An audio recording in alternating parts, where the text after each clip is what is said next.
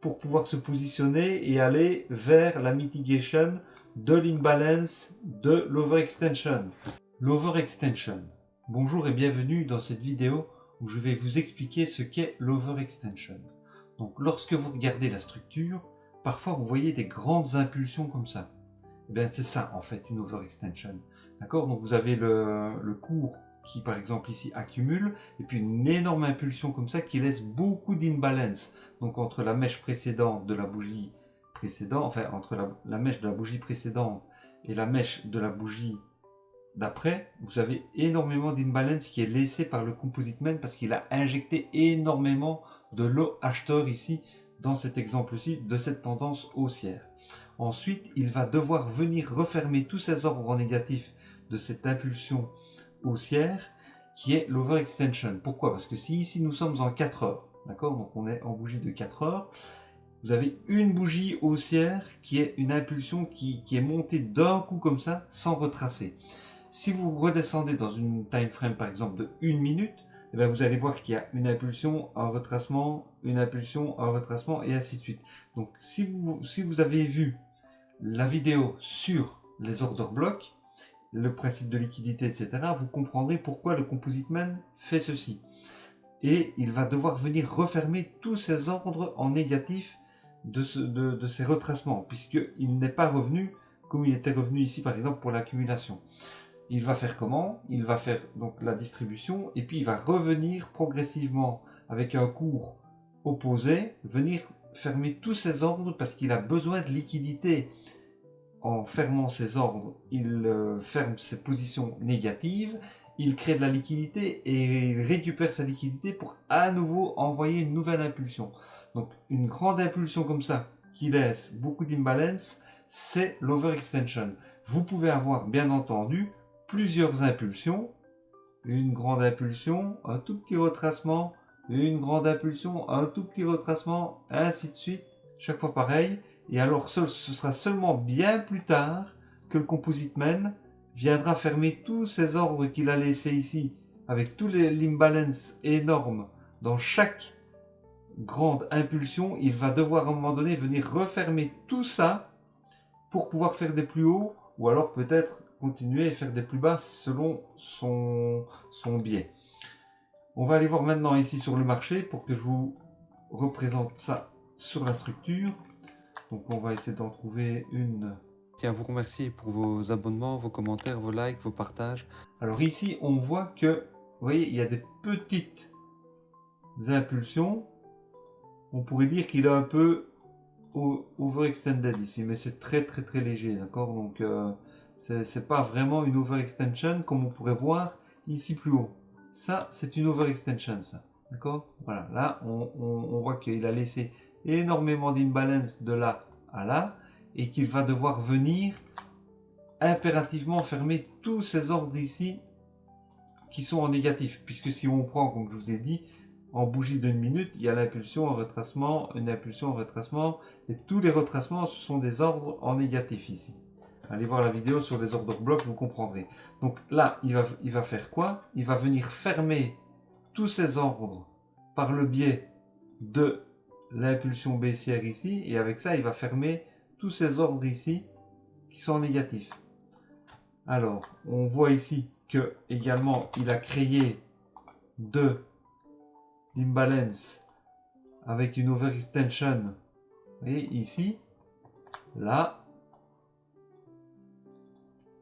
à ce niveau là également, et ça il va devoir venir le refermer également. Vous voyez, alors comment trader une overextension, sachant qu'il va devoir venir fermer ces ordres ici, ces ordres là, ces ordres là, eh bien on va essayer de trouver la meilleure opportunité pour pouvoir prendre la correction qui va venir fermer les ordres. Comment est-ce qu'on fait? On retourne dans le passé et on essaye de voir si dans le passé il y a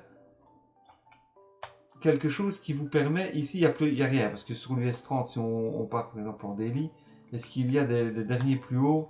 Non, on est sur des nouveaux plus hauts, donc on est là. Il n'y a pas de dernier plus haut qui nous permet de savoir où on va s'arrêter. Donc qu'est-ce qu'on va faire? On va venir comme ceci en 4 heures où nous étions on était là. On va venir ici, repérer là-dedans, nous sommes en 4 heures. On va descendre en petit time frame. Mettons, on va descendre en 1 minute. J'espère que mon programme pourra me permettre de retourner jusqu'au 18 juillet. Parce que, voilà, non, je ne peux pas aller. Et je m'arrête au 2 septembre, malheureusement. Alors, sur le marché, voilà, pour repérer, par exemple, une overextension, comment est-ce qu'on fait? Donc ici, par exemple, on voit que on a eu une grande bougie là. Vous voyez cette bougie ici? Donc elle est partie, elle est descendue très bas sans remonter. Donc on a c'eût été mieux si on n'avait pas eu la mèche. Alors, on a quand même de l'imbalance qui est laissé de là à là. Et on sait que le Composite Man ne peut pas laisser cette imbalance là trop longtemps, de préférence pour lui. Donc il va venir la combler. Comment est-ce qu'il va faire? Comment est-ce qu'on va s'y prendre pour trader et venir trader cette overextension là? On va venir dans le passé, sur un précédent niveau, chercher une demand. Ici on voit une demand de là à là, et ils sont venus pile poil dedans. Alors, sur le marché, comment ça se passe? Vous voyez ici sur la structure, on voit donc que le cours a travaillé, qu'il y a un petit peu d'imbalance ici, etc. Mais ça, c'est très peu pertinent. Ici, par contre, on voit qu'il y a une grande impulsion baissière ici, suivie d'une seconde, et qu'il y a de l'imbalance qui a été laissé de là à là. Donc là, il y a de l'imbalance. Ça, c'est considéré comme une overextension. Donc on va voir. Donc lui, le Composite Man, il va revenir dedans, c'est sûr et certain. Alors quand va-t-il revenir dedans? Si on veut trader, parce que si vous voyez ça et que vous vous dites tiens, il va remonter dedans maintenant, il faut que ce soit pertinent. Parce que là, on voit qu'il y a une accumulation, on pourrait peut-être prendre un ordre à l'achat pour venir jusqu'à la mitigation de l'imbalance de l'overextension, mais il ne faut pas prendre n'importe comment. Donc on va aller voir ici s'il y a quelque chose de pertinent. Donc le dernier mouvement baissier, c'est celui-ci. Voilà, ça c'est la demand. On voit qu'on revient dans la demand, mais l'accumulation n'est vraiment pas belle ici. Vous voyez, il n'y a pas d'accumulation. Donc si on raffine plus précisément la demand, on est ici. On n'est quand même pas, c'est pas une belle accumulation. Il y a un preliminary support, il y a pas vraiment de buying climax, de second test, etc. Donc là on ne prend pas de position à l'achat pour aller sur le retour de l'overextension. On va voir plus loin dans le passé une autre demand. Alors le dernier mouvement baissier avant l'achat, c'était celui-ci. Ça c'est le dernier mouvement baissier avant l'achat. Vous voyez, de la mèche. De cette mèche là à cette mèche là, le cours il est descendu, ça c'est le dernier mouvement baissier avant l'achat. On va aller voir à ce niveau là s'il y a une accumulation qui se fait. Il n'y a pas d'accumulation, d'accord? Donc il n'y a rien de pertinent à ce niveau là. Maintenant on va de nouveau retourner plus loin. Là le dernier mouvement baissier avant l'achat, dernier sell avant le buy, c'est celui-ci. Alors là, est-ce qu'il y a une accumulation? Il n'y a rien de pertinent. Vous voyez, le cours il descend, il descend, il descend. D'accord? Donc on continue de descendre sur la demand précédente. Donc là, on a le dernier mouvement baissier qui est celui-ci. Voilà, ça c'est raffiné. Voilà, celle-là elle est raffinée de cette mèche. Là, à cette mèche-là, il y a un mouvement baissier. Ok, donc on a un bloc institutionnel vendeur qui va de là à là. D'accord? Ça, c'est un bloc institutionnel vendeur. On achète dans un bloc institutionnel vendeur et on vend dans un bloc institutionnel acheteur. On va voir ici la demand. On voit qu'il y a eu ici, il y a une mèche qui descend pertinemment bien dans la demand. On va voir par exemple en 1 minute, 5 août 2024. Malheureusement, mon programme ne me permet pas de remonter si loin en 1 minute. Donc je vais faire en 5 minutes peut-être. le 20 août 2024. On approche, voilà, on y est. Donc là, qu'est-ce qu'on voit? On voit une accumulation qui s'est faite ici avec un preliminary support, buying climax, second test in B, le spring, donc on a créé la liquidité ici, on liquide tout le monde, on vient, on casse le dernier plus haut ou pas, non on ne le casse pas ici, on redescend, on le casse ici pour faire le cos. Voilà, on fait le cos à ce niveau-là. On revient dans la supply, cette supply, dans ce bloc institutionnel-là. Oui, c'est ça, même plus bas. Dans celui-ci, même, on revient. Attendez, je vous le mets. Celui-là, là, là, ici. Voilà, on revient dans celui-ci. C'est le bloc institutionnel vendeur. Donc, on part de ce plus haut au plus bas. On va le mettre en demand, voilà, pas la supply, la demand. Et ensuite on part pour des plus hauts, comme ceci. D'accord? Donc, il faut chaque fois chercher, quand on a une overextension, puisque ici on avait l'imbalance de l'overextension en 1 heure qui était tout ceci, et ils vont revenir, voilà, mitigater, vous voyez, parce que c'est ce que je vous disais dans la... Je ne sais pas si je peux descendre en 5 minutes, mais dans l'overextension qui est ici, je vais essayer en 2 minutes peut-être que je pourrais, mais pour que vous voyez en fait les petits retracements qui laissent les ordres négatifs, comme je vous l'explique dans la vidéo des ordres blocs. Non, je peux pas remonter si loin, regardez, je bloque ici avec la couronne, je peux pas remonter si loin, peut-être en 4 minutes. Hein. On verrait, ce serait peut-être plus pertinent. Vous voyez, c'est déjà un petit peu mieux, mais en fait, en 1 minute, ce serait beaucoup plus pertinent. Donc, on voit ici que là, il y a de là à là, il y a des achats. Ça, c'est une supply. Tout ça, en fait, vous voyez, ça, c'est mince.